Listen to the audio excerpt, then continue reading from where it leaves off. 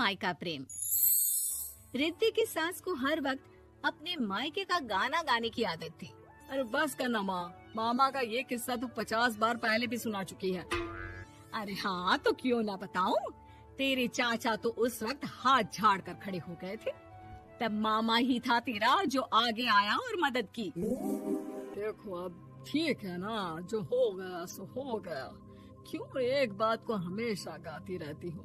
अब तो बहू घर आ गई है, उसे तो सबको मान कर चलना है ना, कि सिर्फ सास का मायका ही समझेगी वो। तभी वहाँ रिद्धि आ जाती है। माँ, आज मैं घर जा सकती हूँ?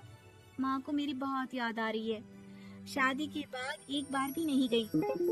हाँ तो कौन जाता है। अरे मेरी शादी के बाद जब मैं विदाई होकर आई, इतना बड़ा ससुराल मेरा, खाने वाले 10 लोग और बनाने वाली मैं सिर्फ एक। ऐसा लग रहा था जैसे सिर्फ खाना बनाने के लिए ही ब्याह किया है। वो तो मेरा भाई था, गांव से एक काम करने वाली चाची को भेज दिया जो मेरा हाथ पटाती थी, और उसको पैसा, खाना, कपड़ा, रहने के लिए कमरा, वो सब किसने दिया था? तुम्हारे भाई ने। ये मामला रोज का था। ससुर भी जब गुस्सा होते तो वो सारी बात कह देते जो उनके मन में इतने समय से चल रही थी। मेरा भाई, भाभी, भतीजा, भतीजी सब छुड़वा दिया।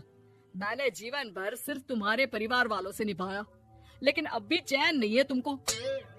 बहू के सामने सास को लगा कि उसकी बेइज्जती हो रही है। अब सुन बहू, अपने कमरे में जा, कहीं नहीं जाना मायके वायके। घर का काम कौन करेगा? पड़ोसन। बहू समझ जाती है मामला गर्म चल रहा है। कमरे में जाने में ही भलाई है। कमरे में क्या है? तुम्हारी माँ हर वक्त चिक चिक चिक करती रहती है। कल ताई मिली थी तुम्हारी मुझे, लेकिन मजाल है सासू माँ की उन्होंने एक बुराई की हो, लेकिन सासू माँ हाँ, जब देखो तब ससुराल के लोगों की बुराई करती रहती है। बेचारे पापा जी कितना मिस करते हैं अपने घर वालों को। मेरा तो बड़ा मन करता है कि ताऊ जी, चाचा जी और सब मिलकर रहे, ना साथ रहे लेकिन आना जाना तो ठीक से रखे।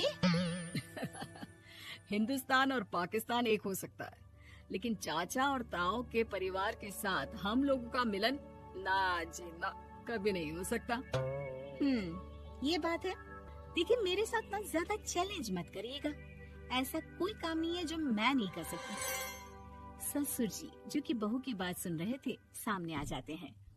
अरे बेटा, तू ये कर सकती है तो प्लीज मेरा परिवार किसी तरह मुझसे मिलवा दे। सारी जवानी तो मैंने किसी तरह काट ली, लेकिन जीवन के इस पड़ाव पर बहुत याद आती है मेरे परिवार की। हाँ हाँ पिताजी, आप चिंता मत करिए, बस मेरा साथ देते रहिए आप दोनों। फिर देखिए कैसे माँ जी भी ठीक हो जाएंगी और पूरा परिवार भी एक हो जाएगा। थोड़ी देर बाद बहू सामान लेकर घर से निकल रही होती है कि मना किया था ना तुझे मायके जाने के लिए, फिर क्यों जा रही है? बहू कुछ कहती इससे पहले ही बेटा बोलने लगता है। क्या है माँ, वो घर जा रही है।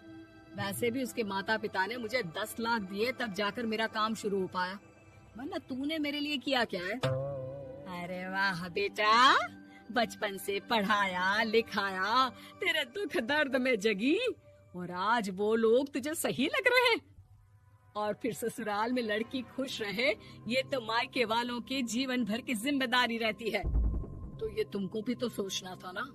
ताऊ जी ने पापा को पढ़ाया लिखाया, जब तुम नहीं आई थी तो पापा के लिए ताई जी ने पापा की माँ की तरह देखभाल की। अब बोलिए। अरे तू कुछ नहीं जानता बेटा, तेरे पापा को सब पता है, तभी वो उन लोगों से वास्ता नहीं रखते। मैं उन लोगों को जानता हूँ, लेकिन मैं तुम्हें नहीं जानता कि तुम्हारे मन के लायक काम नहीं हुआ तो तुम घर की शांति बर्बाद कर दोगी। सास जोर जोर से चिल्लाने लगती है। तभी वहाँ सास का भाई आ जाता है। अरे क्यों आप लोग मेरी बहन को परेशान करते रहते हैं? पहले ये जीजा कम थे, जब बहू भी आ गई। बहन, मैंने तो 30 साल पहले ही बोला था, अपना हिस्सा ले और छोड़ इन लोगों को, चल अपने साथ। बहू समझ जाती है कि मामा ससुर की नजर किस पर है। देखा, तुम लोग मुझे अकेला मत समझना, मेरा भाई खड़ा है आज भी मेरे लिए। बहू मायके जाती है और आते वक्त साथ में एक नौकरानी ले आती है।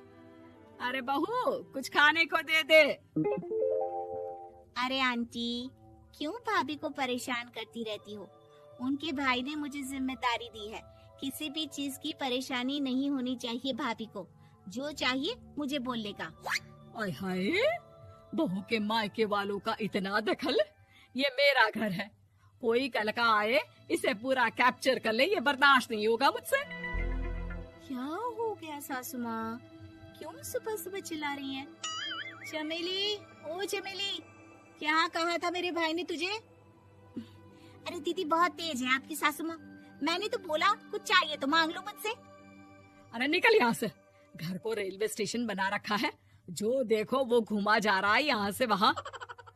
ये कहीं नहीं जाएगी। ये जाएगी तो घर का काम कौन करेगा? मैं। हाँ, और क्या करती है बहुएं? घर का काम ही तो करती है, इसमें नया क्या है? तभी वहाँ ससुर जी आ जाते हैं। हाँ, तो यही बात तो तुम्हें भी समझनी चाहिए थी ना। आज बहू के मायके से नौकर आ गया तो तुम्हें बुरा लग रहा है? अरे तो उस वक्त गर्मा गर्म खाना तो सबने खाया ना। ऐसा तो नहीं है कि मेरे मायके का नौकर था तो सिर्फ मेरे लिए बनाता था। अरे निकालो इसे, फिलहाल बाद में बात करती हूँ।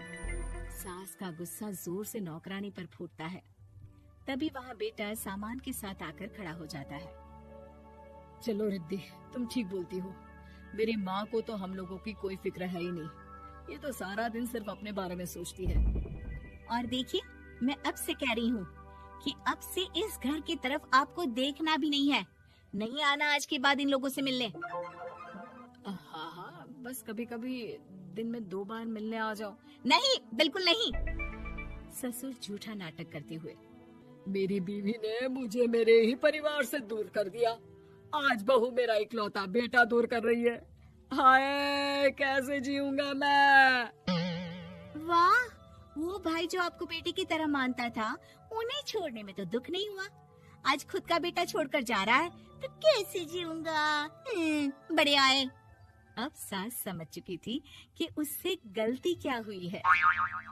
मुझे माफ कर दे बहू, अब मेरी समझ में आ गया कि अपनों से दूर कर बीवियां पति का भला नहीं बल्कि उन्हें जीवन में अकेला कर रही है।